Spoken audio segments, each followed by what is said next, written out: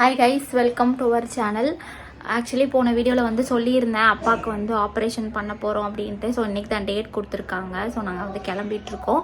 கரெக்டாக வீட்டிலேருந்து ஒரு 2:30க்கு கிளம்பினோம்னா அங்கே 2 o'clock கிளம்புனோன்னா 3 o'clock போயிடலாம்.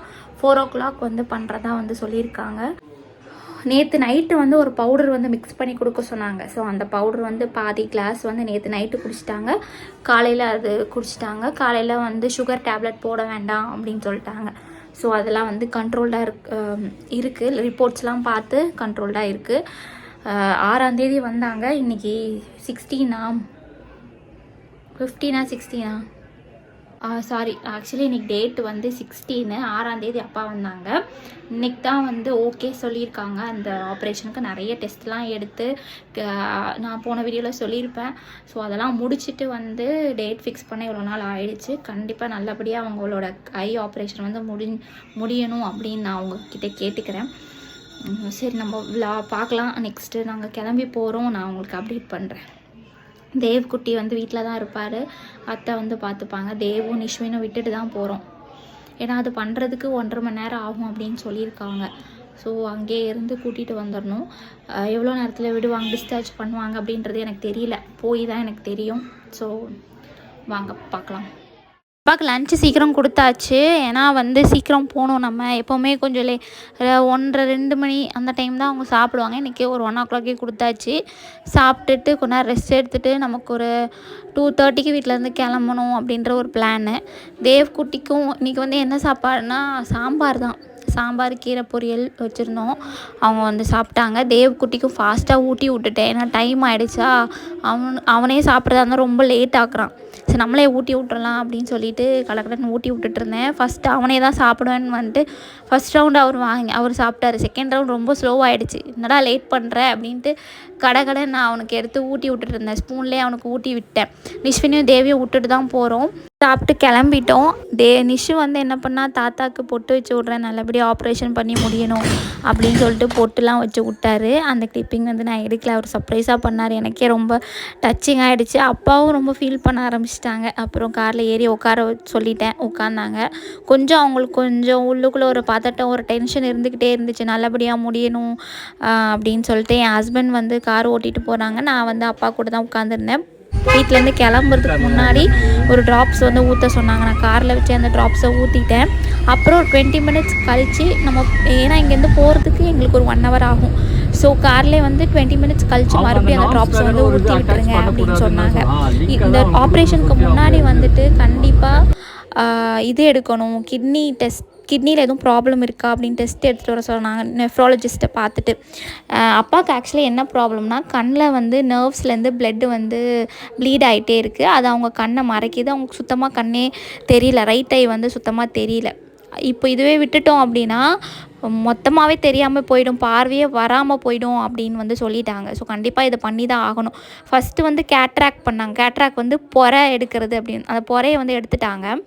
இப்போ வந்து இந்த நர்வ் ஆப்ரேஷன் வந்து பண்ணுறதுக்கு நெஃப்ராலஜிஸ்ட்டை பார்க்கணும் அப்படின்னாங்க. ஏன்னா சுகர் ரொம்ப கம்மியாக இருக்கணும், 200க்குள்ளே தான் இருக்கணும். அதே மாதிரி கெரட்டின் அளவு வந்து ஜாஸ்தியாக இருக்கக்கூடாது, கம்மியாக இருக்கணும். ஏன்னா இது வந்து இன்ஜெக்ஷன் போட்டு இவங்களுக்கு பண்ணக்கூடாது அப்படின்ட்டாங்க. இந்த மாதிரி கிட்னி ப்ராப்ளம் இருந்தால் இன்ஜெக்ட் பண்ணி கண்ணில் எதுவும் பண்ணக்கூடாது. அப்படி பண்ணால் கிட்னியை ரொம்ப பாதிச்சிரும் அப்படின்னு நிறைய பயமுடுத்திட்டாங்க. நாங்கள் செக்கப் அலைஞ்சது வந்து ரொம்ப நாள் அலைஞ்சு திரிஞ்சு கடைசியில் இன்றைக்கி தான் வந்து ஒரு முடிவு வந்திருக்கு ஆப்ரேஷன் பண்ணுறதுக்கு. ஸோ ஹாஸ்பிட்டல் ரீச் ஆகிட்டோம். கிளாரிட்டி ஐ ஹாஸ்பிட்டல் அசோக் நகரில் இருக்குது. நல்லா சர்வீஸ்லாம் நல்லா பண்ணுறாங்க. நல்லாவும் நம்ம பார்க்குறாங்க. டாக்டர் ரொம்ப நல்லா கைண்டாக எல்லாமே டீட்டெயிலாக சொல்லி பேசிடுறாரு. ஸோ எந்த விதமான பயமும் இல்லை. ஹாஸ்பிட்டலோட என்வாயன்மெண்ட்ஸே அவ்வளோ காம் அண்ட் பீஸாக சூப்பராக இருந்துச்சு. ஸோ இதுக்கு முன்னாடி பிளட் டெஸ்ட் எடுத்தோம், எல்லா டெஸ்ட்டும் எடுத்தாங்க. அப்புறம் நெஃப்ராலஜிஸ்ட், அதாவது கிட்னி டாக்டர்கிட்ட போயிட்டு லெட்டர் வாங்கிட்டு வாங்க, இந்த மாதிரி ஐகையில் ஆப்ரேஷன் பண்ணணும், அவங்க வந்து ஒப்பீனியன் கொடுக்கணும். ஸோ அவங்கக்கிட்ட போய் கேட்டதில் அவங்க இன்னொரு 2-3 டெஸ்ட் எடுக்கணும். அவங்க டெஸ்ட் எடுத்ததில் வந்துட்டு கெரட்டின் லெவல் ஓகே தான், நமக்கு எந்த ப்ராப்ளமும் இல்லை. பட் கிட்னி வந்து சுருங்கியிருக்கு. எனக்கு அப்பாவுக்கு கிட்னி ப்ராப்ளம் இருக்கிறது எங்கள் வீட்டில் யாருக்குமே தெரியாது. தான் ஃபஸ்ட் டைம் நாங்கள் செக் பண்ணுறோம். செக் பண்ணதுக்கப்புறம் தான் எங்களுக்கு தெரிஞ்சுது. ஸோ ஒரே செக் பண்ணி முடிச்சதுக்கப்புறம் ரிப்போர்ட்டில் வந்து இந்த ஆப்ரேஷன் பண்ணலாம் அப்படின்னு ஒப்பீனியன் கொடுத்ததுக்கப்புறம் தான் எனக்கு நிம்மதியாகவே இருந்துச்சு. அவங்களும் அப்போ தான் நிம்மதியாக இருந்தாங்க, எப்படியாவது இதை பண்ணி முடிச்சுட்டு போகணும் அப்படின்னு சொல்லிட்டு. எங்களுக்கு வந்து ரூம் அலோகேட் பண்ணியிருந்தாங்க. ஸோ இந்த இடம் தான். அந்த சைடு அப்பாவுக்கு வந்து அந்த ட்ரெஸ் கொடுத்துட்டாங்க. அந்த ப்ளூ கலர் ட்ரெஸ்ஸை போட்டுட்டு ரெடி ஆகிட்டாங்க. அந்த ரூம்குள்ளே தான் போகணும். ஆப்ரேஷன் தியேட்டர் அது உள்ளே தான் இருக்குது. அப்பாவை கூட்டிகிட்டு போயிட்டாங்க. நர்ஸ் வந்து கூப்பிட்டு போயிட்டாங்க. நான் வந்து இங்கே வெயிட் பண்ணி உக்காந்துட்டு இருந்தேன். எதுவாக டவுட்ஸ் இருக்குது, ரிப்போர்ட்டில் எதாவது டவுட் இருக்குன்னா என்கிட்ட வந்து கேட்பாங்க. ஸோ அதனால் ஒவ்வொரு டீட்டெயில்ஸாக வந்து கேட்டாங்க. அப்புறம் சைன் வாங்கிட்டு போனாங்க. இந்த மாதிரி ஆப்ரேஷன் பண்ணுறதுக்கு முன்னாடி சைன் வாங்குவாங்க. ஸோ அதுவும் நான் சைன் பண்ணிட்டேன். அப்புறம் ஒரு 1.5 ஹவர்ஸில் வந்துட்டாங்க அப்பா. ஆப்ரேஷன் பண்ணி முடிச்சிட்டாங்க. ரொம்ப வலிச்சுதாப்பா அப்படின்னு கேட்டேன். இல்லைம்மா, ஊசி போடும்போது பயங்கரமாக வலிச்சது. உள்ளே அந்த நர்வ்ஸ் கண்ணுக்குள்ளே ஒன்று போடுறாங்க, அது பயங்கர ஆழமாக இருந்துச்சு, கொஞ்சம் தாங்கிக்க முடியல அப்படின்னாங்க. அதுக்கப்புறம் இப்போ வலி இல்லை, நார்மலாக தான் இருக்குது. ஆப்ரேஷன் பண்ணதுக்கப்புறம் அவங்களுக்கு வலி இல்லை அப்படின்னு சொன்னாங்க. ஒரு வழியாக முடிச்சுட்டு ஒரு 1/2 hour வெயிட் பண்ண சொன்னாங்க. எந்த விதமான மயக்கம் வரல அப்படின்னா கிளம்ப சொல்லிட்டாங்க. ஸோ அப்புறம் நாங்கள் கிளம்பிட்டோம்.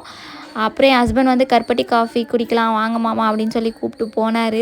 ஏன்னா டைம் ஆகிடுச்சு, நாங்கள் வரதுக்கு 5 மணி ஆகிடுச்சு நாங்கள் கிளம்பி வரும்போது. ஸோ அவங்களுக்கும் பசி எடுக்க ஆரம்பிச்சிடும், நம்ம காஃபி குடிச்சிட்டு போகலாம். அப்பாவும் கேட்டாங்க காஃபி குடிக்கலாமாமான்ட்டு. உடனே ஹஸ்பண்ட் இங்கே கூப்பிட்டு வந்தாங்க. இது வந்து ரெட் ஹில்ஸில் இருக்குது. ஸோ அப்படியே ரொம்ப நாள் கழித்து எங்கள் அப்பா கூட வந்து உட்காந்து காஃபி குடிக்கிறேன். பக்கத்தில் உட்காந்தே ரொம்ப வருஷம் ஆகுது. ஃபஸ்ட் டைம் வீட்டுக்கு வந்திருக்காங்க, நம்மளை நல்லா கவனிக்கணும் அப்படின்னு ஒரு தாட்டு. அப்புறம் அது எல்லா பொண்ணுங்களுக்குமே இருக்கும், யார் அப்பா அம்மா நல்லா கவனிக்கணுன்ட்டு. ஸோ அவங்க கூட அப்படியே டைம் ஸ்பெண்ட்டு பேசி சிரிச்சுட்டு காஃபி சாப்பிட்டு அவங்க கூட ஸ்நாக்ஸ் சாப்பிட்டது எனக்கு ரொம்ப இதெல்லாம் நடக்குமா, அதெல்லாம் கனவுல தான் நடக்கும் அப்படின்னு நினச்சிருக்கேன். ஏன்னா சின்ன வயசில் அப்பா என்னை கூப்பிட்டு போயிருக்காங்க நிறைய இடங்களுக்கு. நான் ஆஃப்டர் மேரேஜ் எங்களோட அம்மாவையும் அப்பாவையும் பார்த்துக்கணுன்னு ஆசைப்பட்டிருக்கேன். பட் அந்த மாதிரி சந்தர்ப்பம் எதுவுமே அமையவே இல்லை ஒரு நாள் கூட. இத்தனை வருஷத்தில் இது எனக்கு கிடச்சது வந்து ஒரு பெரிய காட்ஸ் கிஃப்ட்டு தான் நான் சொல்லுவேன். அப்பா கூட இருக்கிறது, அவங்க வந்து என் கூட இருக்கிறது, நான் போய் இருக்கிறதில்ல, அவங்க என்னை தேடி வந்திருக்கிறது வந்து ரொம்ப பெரிய விஷயமா நான் நினைக்கிறேன். So thank you friends, thank you for வாட்சிங். நெக்ஸ்ட் வீடியோவில் பார்க்கலாம்.